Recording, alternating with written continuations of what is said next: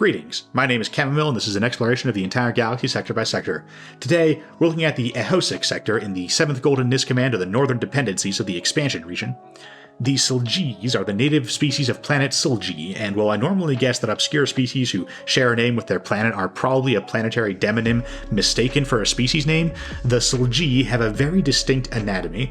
There's no way the illustrator heard a story about, say, a human colonist living on Silgee, misunderstood the demonym, and then drew this, so I think this is legitimately a different species.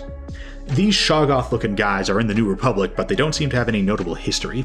They perceive and communicate primarily through smell, and while it's possible to translate that into verbal or somatic language, it's difficult enough that it's not hard to see why they're pretty much completely overlooked by galactic history. The Ehosiq Sector is properly the domain of the Togruta species, and includes both their homeworld of Sheely and their colony of Kiros, which you might recognize as the one that got mass abducted by the Zygarians during the Clone Wars. The Togruta produced not one but two legendary Jedi of the late Republic, Shaak Ti and Ahsoka Tano. Alien species strongly associated with the Jedi didn't do great under the Empire, but they did have the advantage that they tended to be well known enough that the Empire would pay a public relations price for massacring them unprovoked. By the time the Empire went totally mask off after the completion of the first Death Star, they had so many rebels to deal with that a lot of planets like Sheely and Doran were able to get through the Empire to the New Republic mostly unscathed. Which means that, despite being the birthplace of a significant fraction of the Jedi Order, Ehosiq Sector is pretty quiet.